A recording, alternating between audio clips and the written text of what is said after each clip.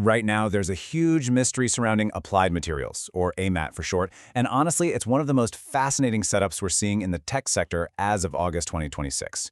We've got a situation where the business realities and the market realities are telling two completely different stories. I mean, on one hand, this company is putting up absolute record numbers across the board, but on the other hand, a stock chart that looks, well, kind of alarming. So in this explainer, we're going to put on our detective hats and figure out exactly what's going on here. Is this recent sell-off a golden opportunity, or is it flashing a massive warning sign? Okay, let's dive into this glaring contradiction. Just look at the business metrics on the left. Applied Materials just dropped their fiscal third quarter 2026 results, and the fundamentals, they're record-breaking. We're talking revenue up 25% year over year, GAAP earnings per share skyrocketed by 43%. By any traditional measure, this is a picture of absolute incredible health. But then you shift your eyes over to the right side, the stock reality.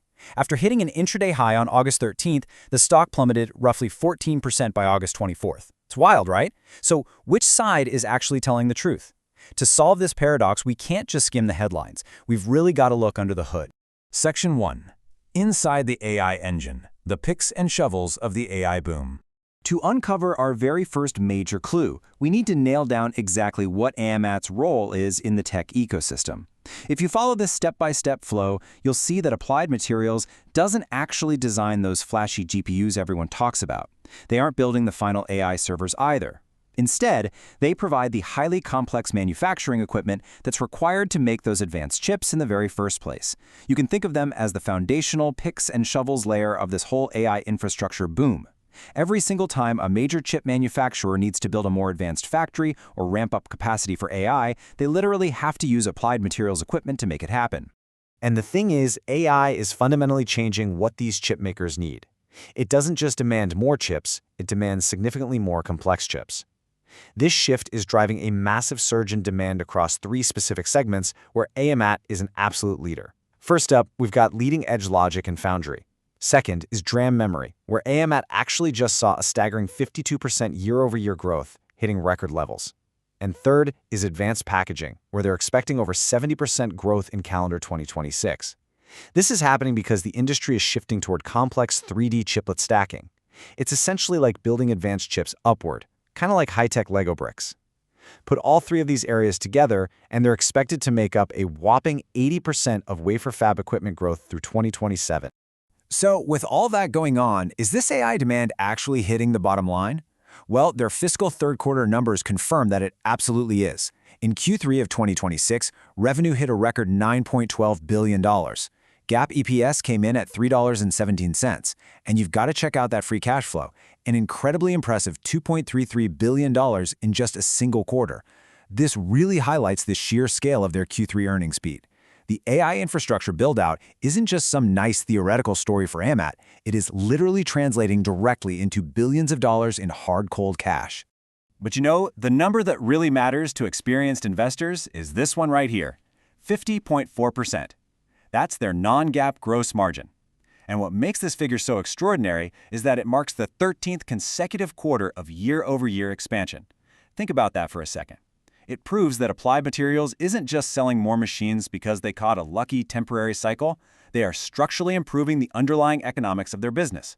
They're actually extracting more profit from every single dollar of revenue thanks to value-based pricing and a richer product mix. Let's move to and see how this builds into their long-term outlook. Management is signaling some massive confidence right now. They recently brought on over 1,500 new hires across manufacturing and customer support. Now, why would they do that?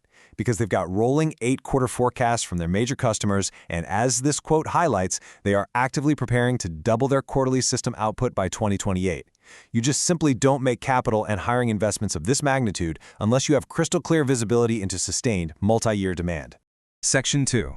Geopolitics and shifting factories. Following the global money trail. Okay, but if the business is really this incredibly strong, we have to ask ourselves, where are the bearish risks that are dragging this stock down? Now, what's really interesting about this slide is the geographic revenue breakdown for fiscal 2025. Just look at that massive piece of the pie. China represented 30% of their total revenue, which is roughly $8.5 billion. This visually establishes the company's single largest vulnerability. You see, the semiconductor equipment industry is no longer just about technology. It is deeply, inextricably intertwined with global geopolitics. And because of that, we are actively watching the manufacturing map shift in real time, driven by geopolitical trade tensions, export restrictions, and tariffs.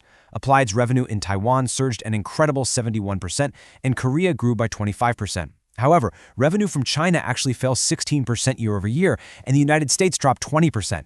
So while AI is acting as a massive tailwind pushing them forward, these tightening export policies and shifting supply chains are creating a powerful headwind that investors are clearly pretty worried about. Now, alongside that geopolitical risk, there's also a significant structural risk. Chip manufacturing is an incredibly consolidated industry. It takes billions in capital just to compete. Because of this, Applied Materials is highly exposed to the spending cycles of just a handful of massive tech giants. In fact, in the first half of fiscal 2026, just 2 customers accounted for a combined 36% of their total revenue. That's huge.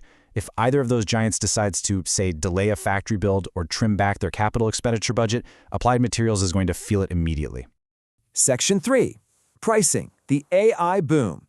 Great company versus bad price. So, we understand the business, and we understand the risks, but why did we see such a massive sell-off? Well, mapping out the brutal price volatility of July and August 2026 really reveals a lot. The stock dropped 15% in just 2 days at the very end of July, surged to a high of over $563 by mid-August, and then bled all the way back down to $484 less than 2 weeks later. This tells us a really critical lesson. A great company can be a bad stock if you buy it at the wrong price. Cyclical industrial stocks, even the ones powered by something as revolutionary as AI, are driven entirely by shifting future expectations. And those expectations bring us right to this number, 41.75. That was the price-to-earnings ratio as of August 24th. To put that into perspective, that is over 14% higher than the stock's 12-month average. When a cyclical manufacturing stock trades at a multiple that high, it forces us to ask a very difficult question. Just how much future perfection is already priced in? The market clearly loves the AI story, no doubt about it, but at a 41 PE, any slight hint of a slowdown in chip capital spending is going to cause the market to aggressively reprice the stock. To give us a bit more perspective on this valuation, Morningstar currently assigns AMAT a wide moat rating. That basically means they possess immense competitive advantages that are incredibly hard for anyone else to replicate. Along with that, they've set a fair value estimate at $520 per share. They're essentially suggesting that after the recent dip down to the 480 level, the stock might actually be fairly valued right now. This is driven by their projection of an immense 19% compound annual sales growth all the way through 2030, assuming, of course, that the AI capacity expansion continues exactly as planned. Section 4. The final verdict. Putting the puzzle together. All right, we've looked at the underlying business, we've examined the geographic risks, and we've analyzed the market's pricing. Now it's time to synthesize all our clues into a balanced framework so you can judge this paradox for yourself. And this brilliantly illustrates the exact tug-of-war happening in the market right now. On the left side, the bull case is undeniably powerful. You have massive structural AI capital spending, 13 straight quarters of margin expansion, and clear R&D leadership in the most complex chip-making processes on the planet. But over on the right, the bear case carries some seriously heavy weight.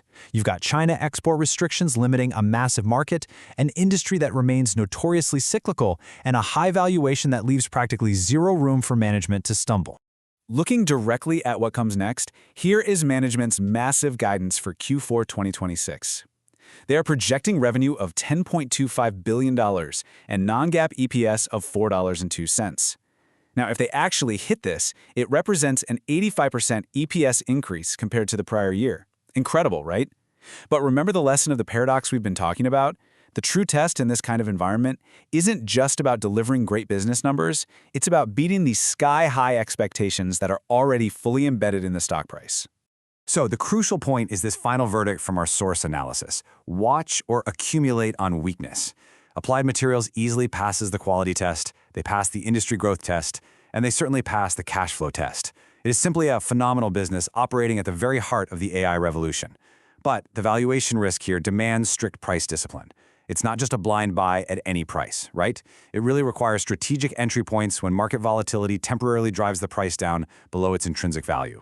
Ultimately, this explainer boils down to one fundamental question that you really must ask yourself.